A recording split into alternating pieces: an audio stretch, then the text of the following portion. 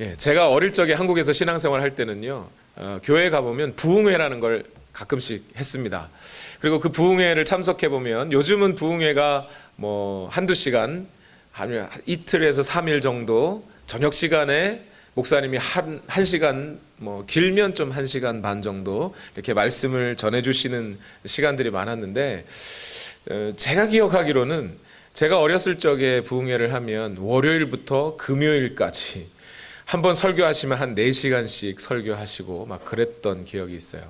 말씀 사경회라는 것이 또 있어서 그냥 뭐 교회에 앉아 있으면 목사님이 와서 설교해 주시는 정도가 아니라 이렇게 기도원 같은데 말이죠. 말씀 사경회 한다 이렇게 가보면 아예 먹을 것 자기가 이제 쌀하고 김치하고 싸들고 그냥 가가지고 자기가 밥해 먹으면서 그냥 한 일주일 내내 말씀을 듣고 오는 뭐 그런 경우들도 있었어요. 그런데 그 부흥사 목사님들이 해주신 말씀들이 제 기억 속에 남는 기억의 말씀들이 참 많아요. 그 중에 한 유명한 부흥사 목사님이 해주신 이야기가 있는데, 한 유럽에 사는 젊은이가 미국에 가고 싶어서, 그것도 크루즈 배 있잖아요. 크루즈선 선박을 타고 대서양을 횡단해서 미국으로 가고 싶은 소망이 있었답니다. 그런데 이 청년이 그 크루즈선의 배에 싹시 모자라서 아르바이트를 하고 돈을 모으고 그래서 비싼 크루즈선의 티켓을 사서 승선했습니다. 그런데 그렇게 낭만적인 약 한 달간의 여행 중에 이 친구는 간신히 티켓만을 샀기 때문에 배 안에 있는 식당에서 음식을 먹을 수 없었던 거죠. 매일 갑판에 나와서 아름다운 대서양을 바라보며 또 하늘의 태양을 지고 뜨는 것을 보면서 아름다워하고 즐길 수는 있었지만 그 배 안에서 여전히 배가 고파서 줄인 배를 움켜쥐고 살았어야 했습니다. 식사 시간이 되어서 사람들이 식당으로 갈 때도 이 청년은 갈 수 없이 그냥 물만 마시고 갑판에서 서성거렸다고 합니다. 그런데 이제 거의 한 달이 지나갈 무렵, 이제 그 미국 여행이 미국에 거의 도착할 무렵에 갑판에서 늘 혼자 배를 굶고 있는 그 청년을 이상하게 여긴 나머지 선장이 찾아가서 물었습니다. 젊은이는 왜 그렇게 식사도 하지 않고 혼자 그렇게 지내는 것인가? 청년이 제가 가난해서 배를 타는 이 티켓은 샀는데 음식 먹을 돈은 없었습니다 라고 대답했어요. 그랬더니 선장이 네가 가진 그 티켓 안에 이 식당 이용권이 다 들어있는 건데 밥 먹을 수 있었는데. 집에 가서 웃으시려고 준비를 하고 계신 거예요. 가장 소중한 것을 가졌으면서도 그 소중한 것의 의미를 이해하지 못하고 그 권리를 누리지 못한 자에 비해, 부흥사 목사님은 이 젊은이의 이야기를 성도님들에게 해주실 때 이런 포인트로 말씀을 해주셨던 거예요. 예수님을 믿으면 그 안에 있는 모든 하나님 나라의 풍성함을 누릴 수 있는데, 예수 그리스도께서 십자가에 달려 죽으시고 부활하시고 그 모든 구원을 이루어 놓으셨는데 사람들이 그 예수를 믿지 않아서 하나님 나라의 풍성함을 누리지 못한다, 이렇게 말씀을 전해 주셨던 거예요.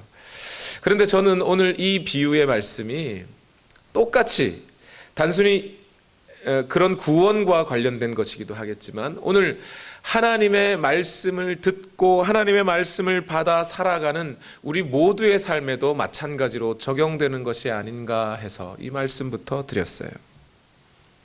오늘 우리는 로마서 3장 1절 2절 말씀을 본문으로 말씀을 나누는데요, 오늘 설교의 제목이 뭐냐면 하나님의 말씀을 맡은 자의 특권이라는 겁니다.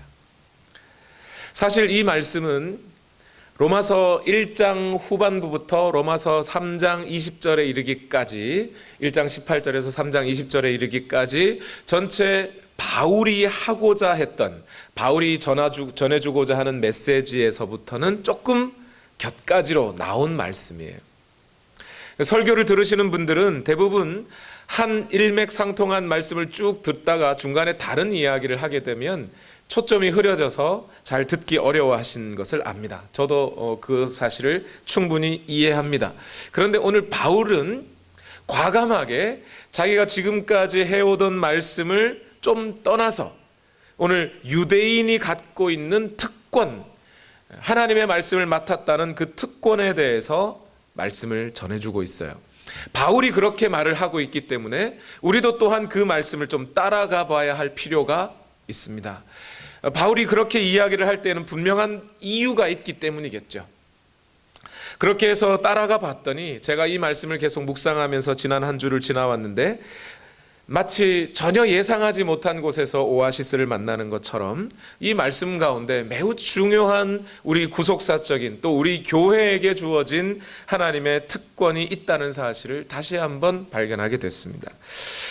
이 말씀 속에 들어가 있는 매우 중요한 진리를 이해하기 위해서 먼저 이 본문 로마서 3장 1절과 2절이 갖고 있는 맥락을 이해하는 것이 좀 중요합니다.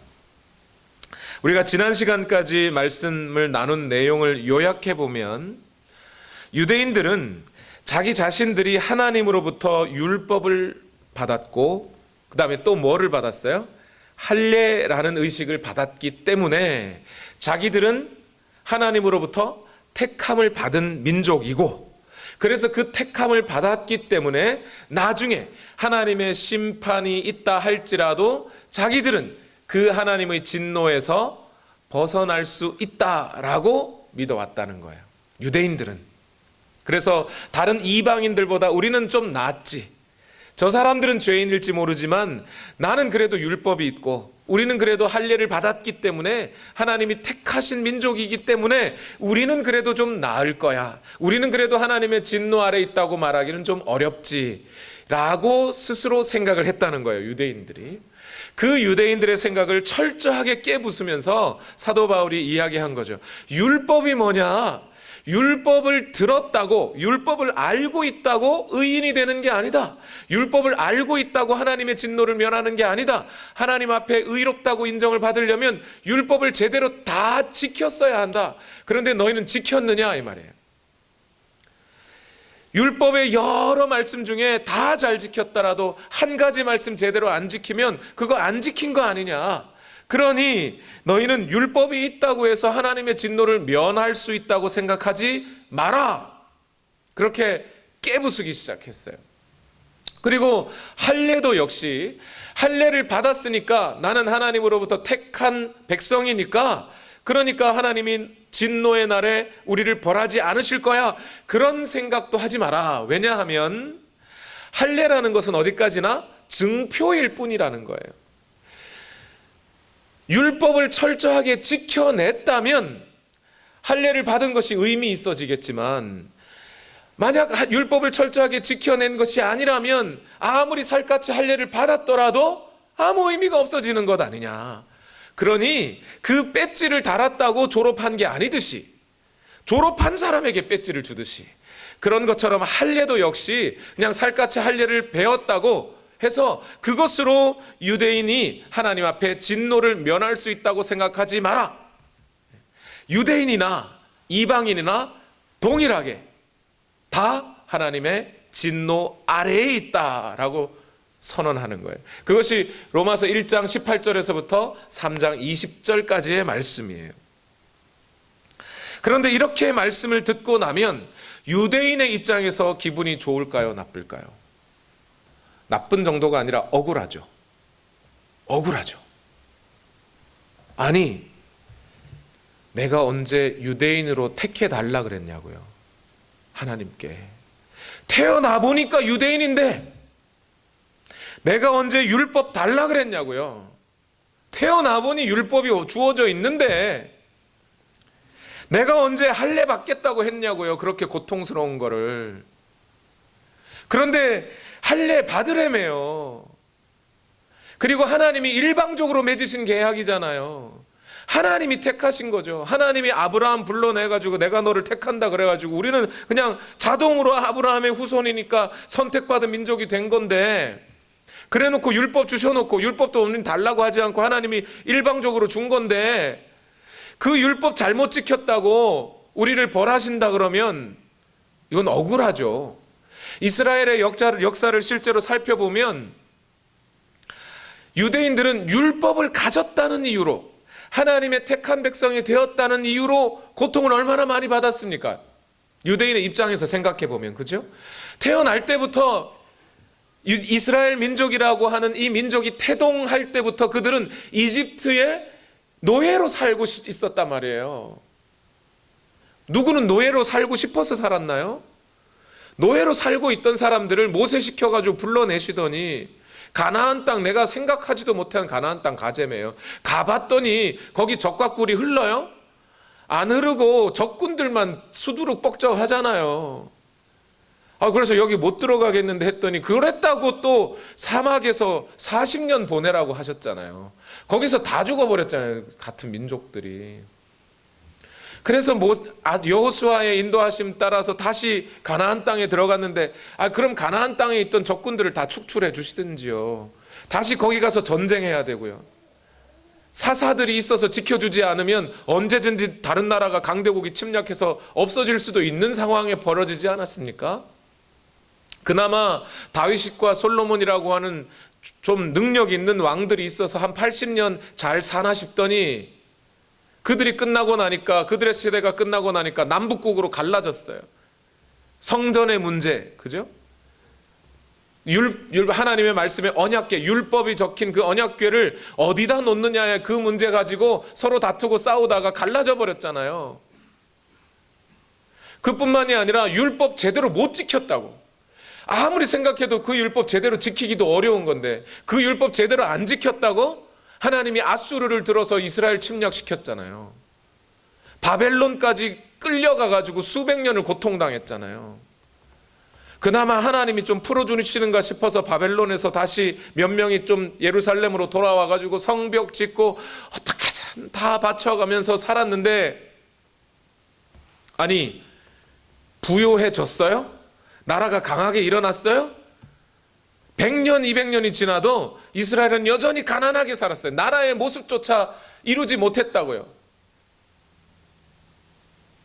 그러면서 마지막에는 아예 말라기 선지자 이후로는 400년 동안 아무런 하나님 음성도 들려주지 않는 암흑 시대가 지내더니 이제 로마가 쳐들어와가지고 이스라엘 땅을 점령해버리고 살아요.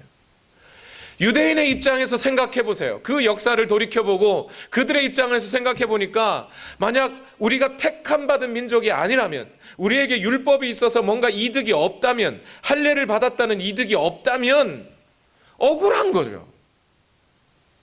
내가 하겠다고 한 것도 아닌데. 그러니까 바울이 거기다 대고 이야기를 하는 거예요. 바울 자신도 유대인이었기 때문에 유대인들의 그 생각과 마음을 잘 이해합니다.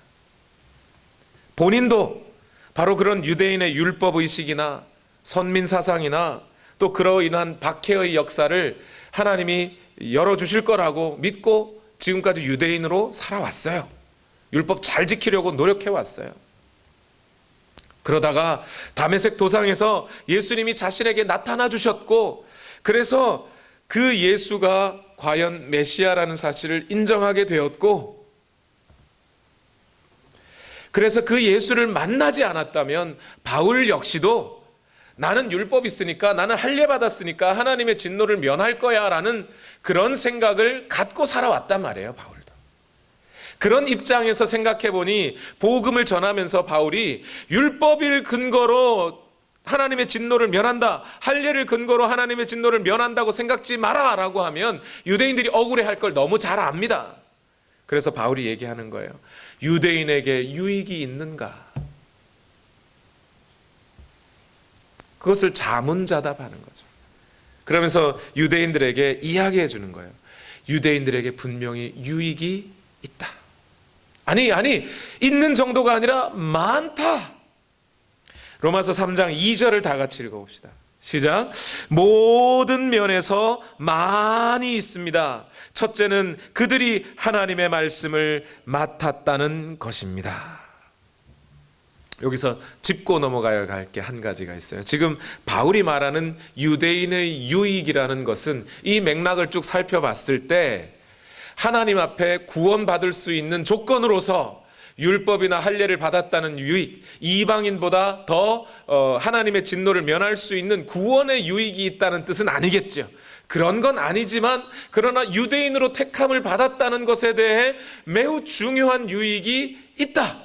이방인들과는 비교할 수 없는 매우 큰 유익이 있다라는 얘기를 하는 것이고, 그리고 그런데 그 유대인들이 유대인으로서 갖게 된 유익을 제대로 누렸다는 거예요? 못 누렸다는 거예요? 너희는 못 누렸잖아. 그 유익이 있는데 너네가 그 유익을 못 찾고 너희 스스로 교만해졌잖아. 그 얘기를 하고 있는 거예요. 여러분, 우리는 한 가지 여기서 교훈을 얻어야 돼요. 우리는 이미 하나님으로부터 많은 영적인 유익과 큰 복을 받았음에도 불구하고 그 소중함을 모르고 오히려 내가 얻지 못한 다른 것을 찾으려 할 때 우리 삶에 불평과 불만이 찾아온다는 겁니다. 자, 그러면 이제 바울이 말하고 있는 유대인들이 가진 특권, 그것도 하나님의 말씀을 맡았다는 특권, 이게 무슨 의미일까요? 저는 이 구절을 읽으면서 바울이 이 하나님의 말씀을 맡았다는 특권을 설명하기 위해 바울이 매우 재미있게 또는 독특하게 표현을 하고 있는 두 가지 표현을 제가 발견을 했습니다. 이것이 재미있게 여러분 여겨지면 좋겠는데, 저는 재미있었는데 여러분도 재미있기를 바랍니다. 첫 번째 독특한 표현이 한 가지가 있어요. 그게 뭐냐면 첫째는 있는데 둘째가 없어요. 자, 보세요. 오늘 바울이 뭐라 그러냐면, 유대인들이요, 여러분들이 받아가진 많은 유익이 있습니다. 여러 가지 방면에서 많은 유익이 있습니다. 첫째는 하나님의 말씀을 맡았다는 것이요, 둘째는 하려고 봤는데 둘째가 없어요. 바울이 설명하는데, 첫째는 했으면 둘째, 셋째가 나와야 될 거 아닙니까? 그죠? 근데 첫째는 해놓고 3절부터 가보면, 그렇다고 해서 만약 유대인 중에 한 사람이 하나님 앞에 신실하지 않았다고 해서 하나님의 신실함이 변하겠냐, 뭐 이런 쪽으로 다시 가버려요. 그래서 오늘 본문이 1절, 2절만 있는 겁니다. 첫째로 하나님의 말씀을 맡았다는 특권입니다 해놓고는 둘째도 없고 셋째도 없어요. 이게 왜 그렇죠? 바울은 지금 유대인이 받은 특권 중에 첫 번째는 이것이고, 두 번째는 이것이고, 세 번째는 이것이고 하면서 순서대로 쭉 설명할 생각이 없어요. 바울은 그런 목적이 아니고, 유대인들에게는 매우 중요한 한 가지 특권을 받았는데, 그 특권이야말로 다른 여러 특권보다 가장 중요한 특권이다, 이런 중요성의 의미에서 이 말씀을 하고 있는 거라는 거예요. 뿐만 아니라 그 여러 특권 중에 이 가장 첫째 되는 특권, 가장 중요한 특권, 그거 하나 때문에 다른 모든 특권들이 유대인에게 주어져 있었던 거라는 거예요. 이것이 가장 중요한 것이고, 이 중요한 것 하나를 맡았기 때문에 유대인으로서 얻게 되는 특권이 있는데도 불구하고 그 한 가지 특권의 의미를 니네가 놓쳐버렸다, 그 얘기를 하고 있는 거죠. 저는 이게 너무 재밌더라고요. 아, 이렇게 표현하는구나, 바울이. 그 다음에 두 번째 바울의 표현 중에 재미있는 건 한 가지가 있는데, 그것은 뭐냐면 하나님의 말씀이라고 하는 이 말씀에 쓰여진 헬라어 단어가 독특해요. 보통 말씀 그러면 헬라어로는 로고스, 또 히브리어는 레마라는 단어, 히브리어인가요? 로고스나 레마가 일반적으로 쓰여지는 단어입니다. 일반적으로요. 그런데 오늘 쓰여진 이 단어는 로고스도 아니고 레마도 아니고 로기온이라는 단어가 쓰여졌어요. 복수로 로기아라고 돼 있어요, 여기에. 근데 이 로기온이라는 단어가 매우 독특해요. 영어로 번역해보면 The Word of God, 이렇게 해서 하나님의 말씀이 아니고, 어떤 영어 번역서에는 The Very Word of God 이렇게 쓰여 있는 것도 있고요. 어떤 우리가 읽은 NASB에서는 The Oracles of God이라고 되어 있어요. 오라클이라는 단어를 쓰고 있어요.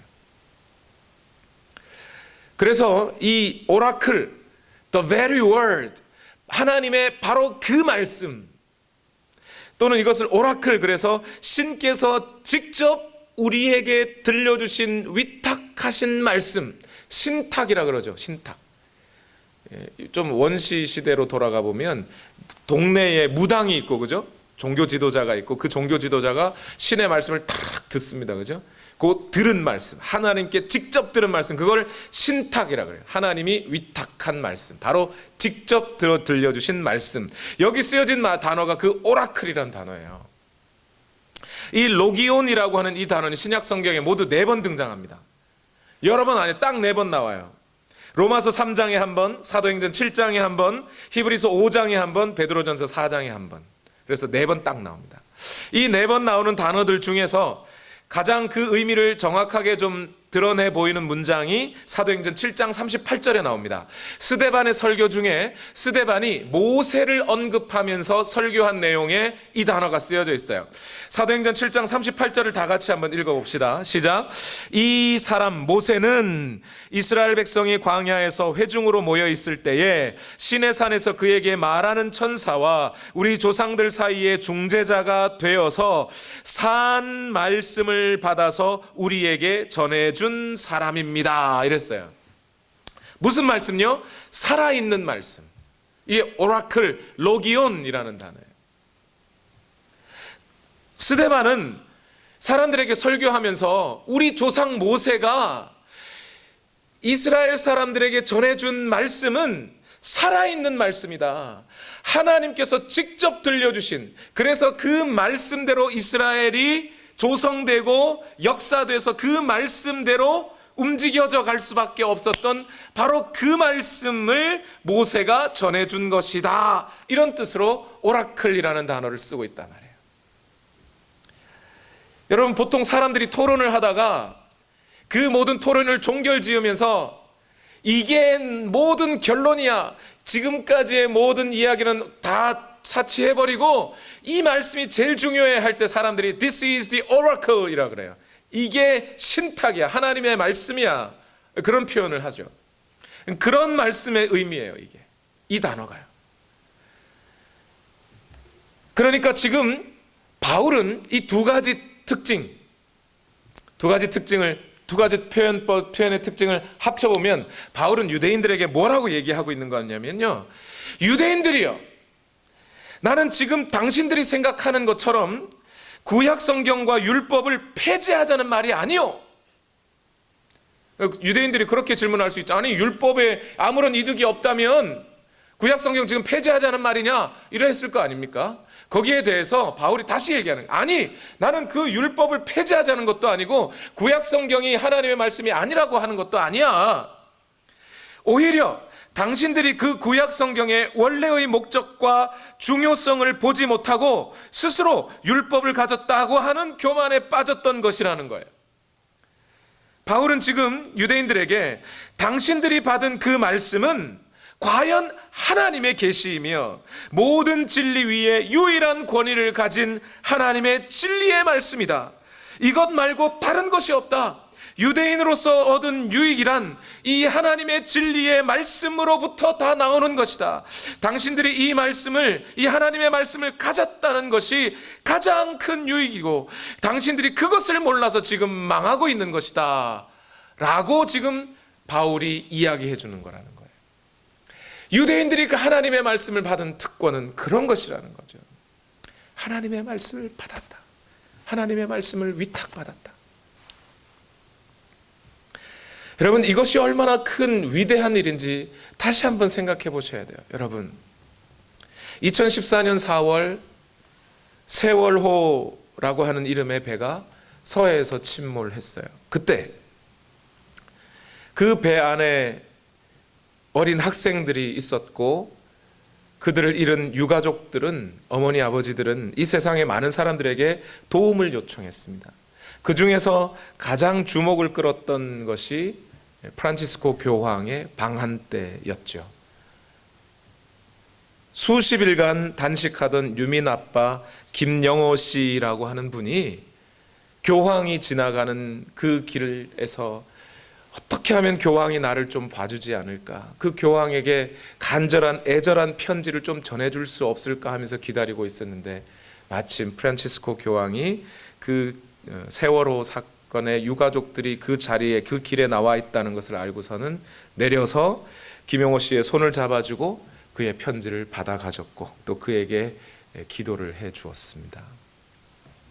자, 여러분, 저는 그 사건에 대해서 무슨 얘기를 하려고 하는 게 아니라 잘 들어보십시오. 오늘날 우리가 왕이나 또는 위대한 힘을 가진 교황과 같은 사람들이, 그 대단한 사람들이 지나가다가 오늘 나를 주목해주고 나에게 시선을 보내며 내게 무슨 말을 했다면 그것을 평생 기억하고 간직할 말씀으로 받아들이지 않느냐 말입니다. 그런데 유대인들에게 주어진 그 신탁의 말씀, 하나님의 말씀은 대단한 사람 정도가 아니라 인간 이상의 신께서 하신 말씀이에요. 그러니 그 말씀을 받아 가졌다는 것, 그거보다 더 큰 일이 어디 있어요? 인간의 역사 가운데, 인간의 삶 가운데 신의 말씀을 내가 들었다, 그 신의 말씀이 내게 주어졌다고 하는 이것보다 더 큰 특권이 어디 있느냐 말이에요. 더 크게 감동할 일이 어디 있냐 말이에요. 그래도 하나님의 말씀을 가졌다는 것이 별것 아니라고 여겨지신다면 여러분, 반대로 한번 생각해 보세요. 반대로 생각해 보면 이 하나님의 말씀을 받았다는 것이 얼마나 큰 특권이냐고요. 인생의 고난 속에서, 인생의 어둠의 터널 속에서 어디로 가야 할지 알지 못하는 우리 인생에서 그 혼미한 가운데 살아가는 중에 그 인간들에게 그 인생을 지으시고 모든 만물을 창조하신 창조자의 음성이 들려진다면, 그런데 그 어둠의 터널 속에 하나님의 음성이 들리지 않고 여전히 어둠의 터널을 뚫고 가야 한다면 그 고통이 얼마나 클까요? 신명기 8장 3절의 말씀을 보십시오. 주님께서 당신들을 낮추시고 굶기시다가 당신들도 알지 못하고 당신들의 조상도 알지 못하는 만나를 먹이셨는데 이것은 사람이 먹는 것으로만 사는 것이 아니라 주님의 입에서 나오는 모든 말씀으로 산다는 것을 당신들에게 알려주시려는 것이었습니다. 하나님의 백성들은 뭘 먹고 살아요? 만나 먹는 정도가 아니에요. 입으로 들어가는 음식이 아니라 하나님의 말씀으로 먹고 살아요. 그런데 그 말씀이 우리에게 들려지지 않으면 하나님의 백성은 어떻게 된다는 거예요? 죽는다는 거예요. 그러니 이 하나님의 말씀, 하나님의 음성 한 번만 들으면 얼마나 좋을까요? 9.11 사건이 있었을 때 그때를 한번 생각해 보세요. 사람들이 그 무너지는 빌딩 아래에서 이제 얼마 있으면 죽을 것이라는 걸 알고 가족들에게 전화를 합니다. 뭐 하려고요? 음성 한번 들어보고 죽으려고요. 오늘 우리의 인생 가운데 하나님의 음성이 끊겨졌을 때 우리는 너무나 절망 가운데 빠질 수밖에 없지요. 그래서 아모스라고 하는 선지자는 아모스 8장 11절에 우리 인생 가운데 가장 처참한 날이 어떻게 닥쳐올지 이렇게 말했어요. 다 같이 읽어봅시다. 시작. 그 날이 온다. 나 주 하나님의 하는 말이다. 내가 이 땅에 기근을 보내겠다. 사람들이 배고파하겠지만 그것은 밥이 없어서 겪는 배고픔이 아니다. 사람들이 목말라 하겠지만 그것은 물이 없어서 겪는 목마름이 아니다. 주의 말씀을 듣지 못하여서 사람들이 굶주리고 목말라 할 것이다.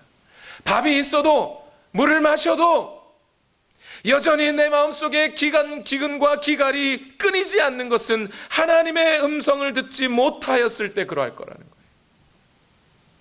실제로 이런 일들이 말라기 선지자 이후 이스라엘 백성들에게 약 400여 년 동안 전해졌죠. 하나님의 음성을 들을 수 있는 예언자들의 입이 다 닫혀버렸어요. 그래서 그때를 뭐라 그러는 거예요? 암흑시대라고 하는 거예요. 그러니 여러분, 유대인들에게 하나님의 특권, 하나님의 말씀이 주어졌다는 이 특권이 얼마나 위대한 일이에요. 얼마나 그 자체로 큰 특권이에요. 바울은 바로 그 특권, 하나님의 말씀을 맡았다는 그 특권이 있었기에 유대인들에게는 모든 유익이 주어질 수 있었다는 거예요. 제가 함부로 속으로 세어봤습니다. 도대체 하나님의 말씀을 가졌기 때문에 유대인들은 어떤 특권을, 더 큰 특권을 누릴 수 있었던가? 첫 번째, 그들은 하나님의 말씀을 통해 하나님을 알 수 있었어요. 그게 뭐 그런 특권인가 한번 생각해 보면, 여러분, 모세가 시내산에 올라가 하나님의 말씀을 받으러 올라갔을 때 모세의 형 아론이 뭐 했습니까? 이스라엘 백성들과 함께 금덩어리 녹여서 송아지 만들었어요. 그 얘기는 뭐예요? 아론조차도 하나님의 말씀이 주어지기 전까지 하나님이 누구신지, 하나님을 어떻게 섬겨야 하는 것인지, 하나님이 유일한 한 분인지를 몰랐다는 거예요.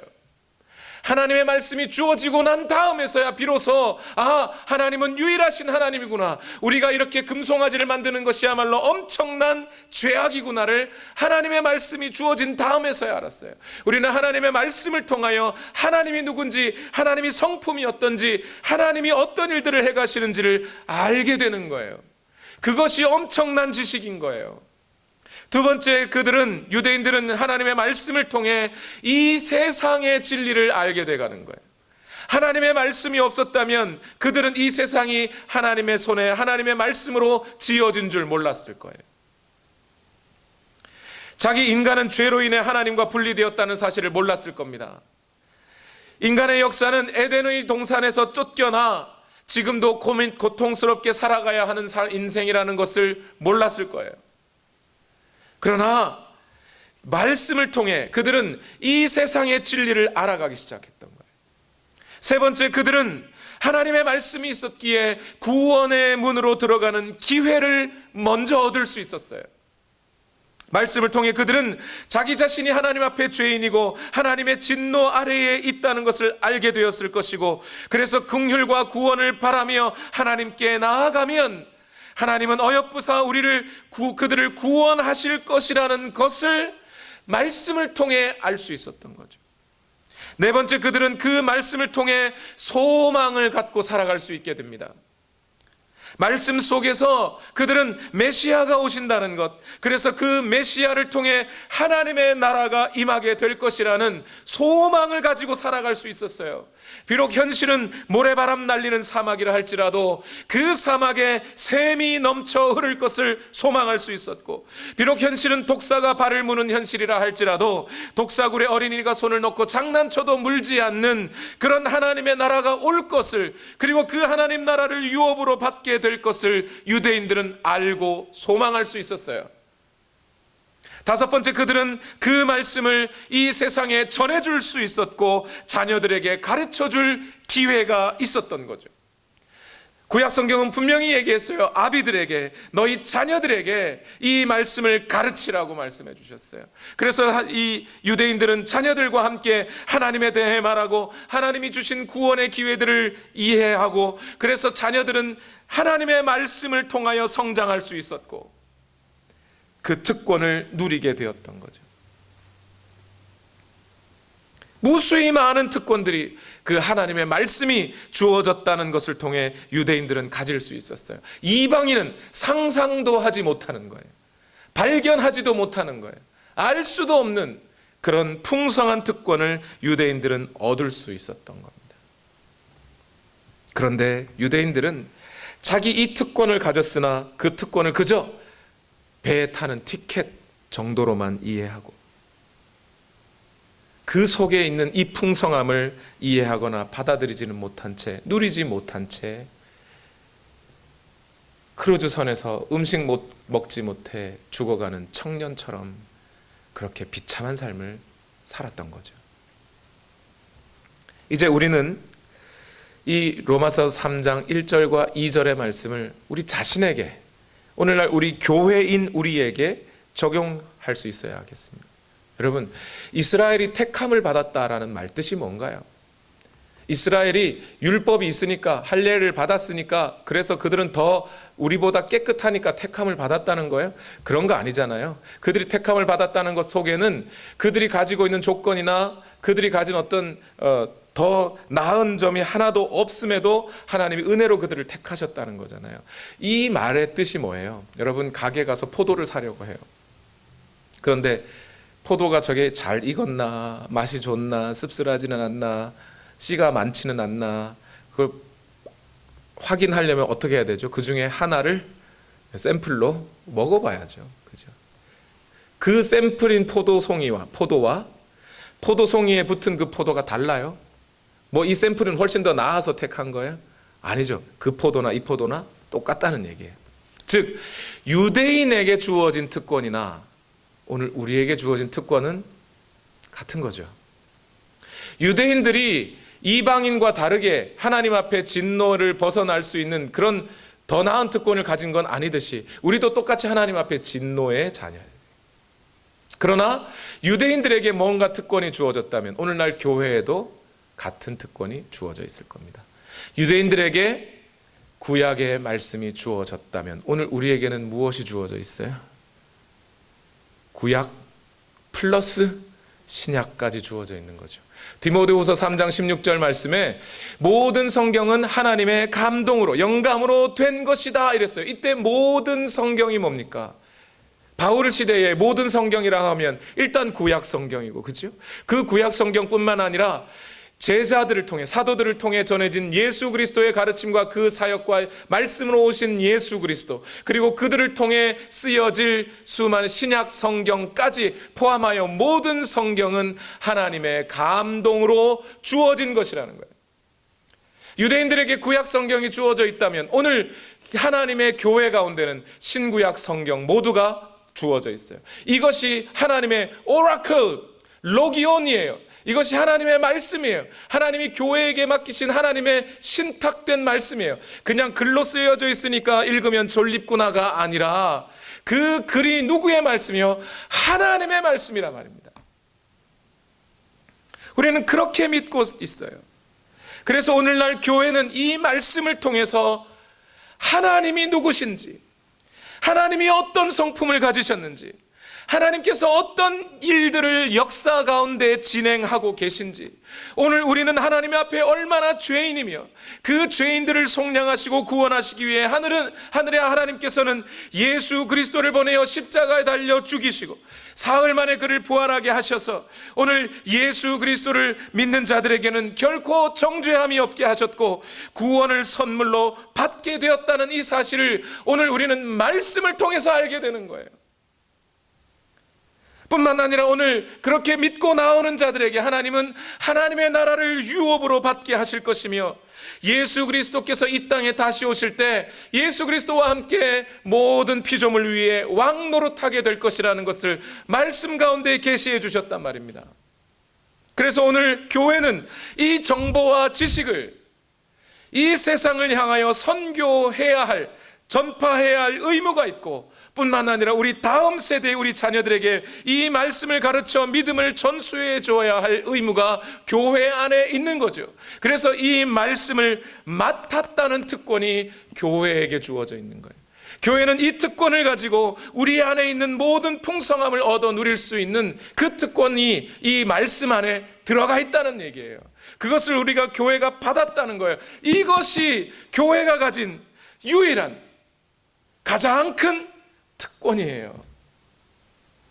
그런데 안타깝게도 이 모든 성경의 진리를, 하나님의 말씀을, 하나님의 신탁된 말씀을 오늘날 우리가 갖고 있으면서도 그 특권을 누리지 못한다면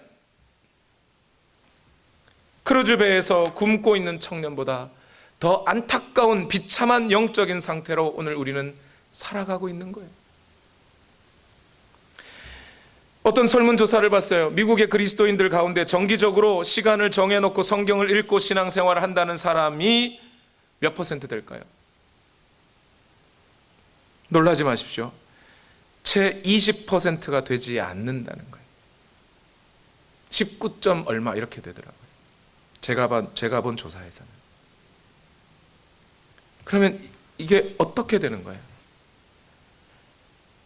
그 크루즈선에서 배를 굶고 살아가는 그 청년보다 더 비참한 영적인 암담한 현실로 오늘 현실을 살아가고 있는 사람들이, 교회에 출석하는 사람들 중에 80%는, 열의 8은 배를 쫄쫄 굶고, 여러분 한 끼만 굶어도 머리가 띵 하잖아요. 그렇게 띵한 혼미한 영적인 상태 속에 살아가고 있다는 겁니다. 건강하지 않은 영양실조 상태 속에서 살아가고 있다는 거예요. 오늘날 여러분의 현실을 한번 돌아보십시오. 어느 백화점에서 세일을 한다더라, 어느 물건이 몇 % 깎아서 얼마 정도 이득을 볼 수 있다더라, 이런 것은 금방 계산하고 알면서 성경의 말씀이 뭐라고 하시는지에 대해서 얼마나 여러분 알고 계신가요? 성경을 읽으려고 하면 아침에 몇 장 일어나서 몇 장 눈 부비면서 읽고 난 후에 내 할 의무는 다 했다고 생각하고 곧장 다른 생각들로 머릿속을 채워버리고 있지는 않으십니까?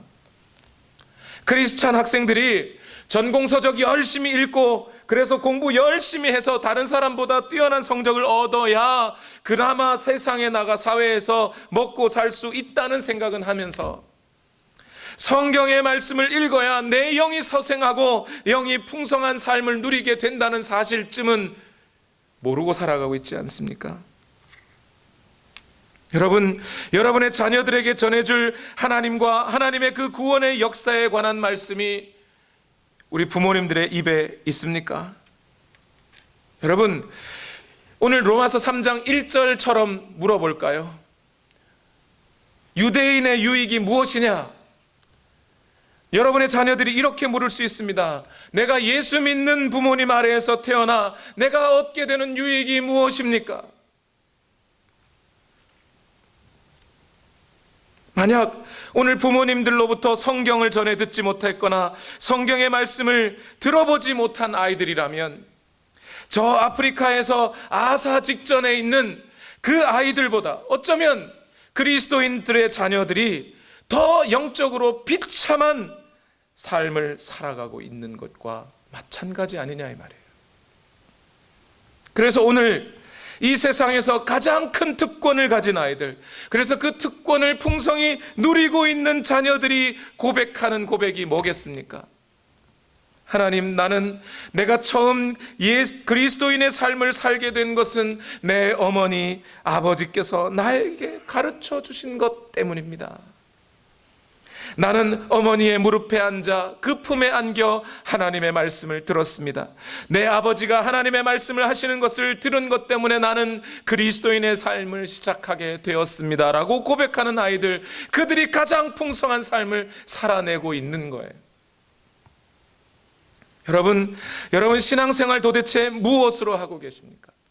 인터넷에 떠도는 정체 모를 근거 없는 좋은 이야기들 가지고 신앙생활 하고 계십니까? 여러분, 적어도 신앙생활이라는 것을 한다면 하나님의 말씀이, 하나님을 믿고 산다고 하려면 하나님의 말씀이 뭐라고 하는지 그 말씀을 좀 듣고 그 말씀 앞에 내 욕구를 좀 꺾고 그 말씀을 순종하고 있어야, 그래야 신앙생활 한다는 거 아닙니까? 내가 믿고 싶을 때 믿고 내가 하고 싶은 거 다 하고 내가 생각하고 싶은 대로 다 하고 살면 그게 신앙생활이 아니라 내 생활이죠. 그건 하나님이 뭐라고 하시는지 귀를 기울이고 그 하나님의 뜻에 나를 맞추어 가야 그게 신앙생활이죠. 오늘날 그리스도인들이라고 하는 분들이 성경을 안 읽어도 너무 안 읽어요. 그래서 내년부터는 제대로 성경 읽으시라고 달력을, 맥체인 성경이 읽기표가 달린 달력 회사에 물어보니까 그런 게 있다 그래서 다른 거 보지도 않고 그거 시켜버렸어요. 뭐 그러면 그래도 괜찮을지 모르겠지만 집에 가셔서 방마다 붙여놓으세요. 안방 가도 보이고 거실 가도 보이게. 그래서 좀 읽으세요. 그렇게. 오늘날 유튜브 채널에 설교 참 많이 나옵니다. 저는 그 자체를 나쁘게만 생각하지는 않습니다. 하나님의 말씀을 풍성하게 들을 수 있는 기회가 늘어났다는 것이 뭐가 나쁘겠습니까? 좋습니다. 그런데 그것이 자칫 위험한 일입니다. 오늘은 이 목사님 말씀, 내일은 저 목사님 말씀, 이런 식으로 듣는 것이 상당히 위험해질 수 있습니다. 왜요? 설교자의 설교는 오류가 있기 마련이기 때문에. 성경이 오류가 없는 거예요. 그 성경의 말씀을 가지고 비록 건전한 해석을 한다 하더라도 이 사람의 해석 방법과 저 사람의 해석 방법이 다를 수 있어요. 그러면 이렇게 했다가 저 말은 또 내일은 저 말을 들었다가 헷갈립니다. 실제로 제가 그런 분들을 봤어요. 월요일은 어느 목사님, 화요일은 어느 목사님, 수요일은 어느 목사님 이렇게 쭉 듣는데 그렇게 듣고 자기는 산대요. 근데 그 월화수목금 중에 정말 성경을 건전하게 해석해서 말씀을 전하는 목사님도 있고 그 중엔 이단 목사님의 설교도 있어요. 그런데 그것을 구분 없이 막 들으니까 헷갈려요. 뭐가 뭔지 분별을 못하는 거예요. 그러니까 유튜브 설교라고 다 막 들으려고 하지 마세요. 그럴 시간 있으면 먼저 뭐부터 들어요? 성경부터 읽어요. 성경부터 읽어놓고 그 시간에 성경을 더 읽으십시오. 읽은 후에 그 성경의 말씀을 기준으로 설교를 들으세요. 이건 좀 이상하다. 너무 이상하다 싶으면 저한테 와서 물어봐 주십시오. 제가 아닌 건 아니라고 말씀드릴게요. 그렇게 해야 여러분이 오늘 하나님의 말씀을 맡은 교회로서의 특권을, 권리를 누리고 살아가는 거예요. 아예 오늘 이 시간 결단하세요. 여러분, 이제 성탄절이 가까웁니다. 2019년 다 끝나가네가 아니고 성탄절이 가까워요. 어드벤트라고 하죠. 주님 오신 날이 가까워오고 있어요. 이때 오늘 우리는 결단해야 돼요. 말씀으로 육신을 입고 이 땅에 오신 예수 그리스도, 그분이 과연 오늘 우리에게 육신을 입고 오신 이유가 뭔지, 그리고 이 땅에 오시면서 예수님이 무슨 말씀을 하셨는지 성경을 들여다보지 않으면 여러분 모르잖아요. 결단하시고 말씀을 읽으리라. 그 말씀 속에 주어지는 영적인 그 모든 풍성함을 누리며 살아가리라. 그렇게 고백하고 결단하시는 여러분 되시길 예수님 이름으로 축원합니다. 우리 시간 다 같이 함께 기도하시겠습니다. 우리 함께 기도하실 때 하나님, 오늘 우리에게 신약 성경과 구약 성경이 있습니다. 이 모든 것이 하나님의 말씀입니다. 주의 성령이 오늘 우리에게 조명하셔서 그 말씀을 읽어내려 갈 때마다 그 말씀이 들려지게 하시고 그 말씀이 이해되게 하시고 믿어지게 하시고, 그래서 그 말씀을 따라 살아갈 그 풍성한 특권을 누리며 살아갈 힘을 우리에게 더하여 주시옵소서. 주님, 역사하여 주시옵소서. 인도하여 주시옵소서. 우리 시간 다 같이 함께 기도하시겠습니다. 하나님, 오늘도 우리를 인도하여 주시는 하나님의 말씀 앞에 우리가 섭니다. 이 말씀으로부터 구원이 옵니다. 이 말씀으로부터 하나님을 알아갑니다. 이 말씀 때문에 구속의 역사를 깨닫습니다. 이 말씀 때문에 내가 죄인임을 압니다. 이 말씀 때문에 내가 구원받아야 할 것을 압니다. 구원의 길이 무엇인지 알아갑니다. 주여, 오늘 이 말씀이 우리에게 주어져 있다는 이 사실을 외면하지 말고 오늘도 하나님의 말씀 앞에 붙들린 바 되어서 하나님의 뜻을 온전히 쫓아 살아가는 우리가 되게 하여 주시옵소서.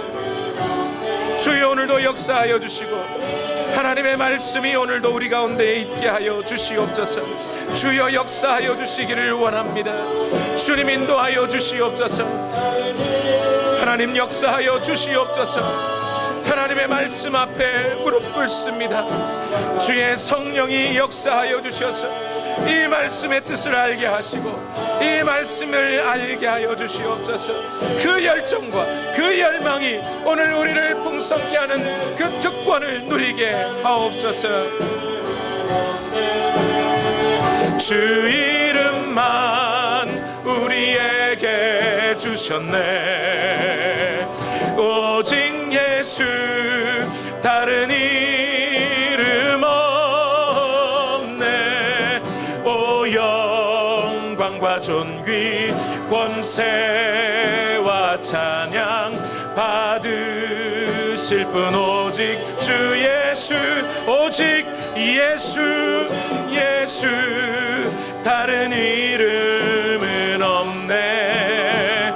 주 이름만 우리에게 주셨네. 오직 예수, 다른 이름 없네. 영광과 존귀 권세와 찬양 받으실 분 오직 주 예수.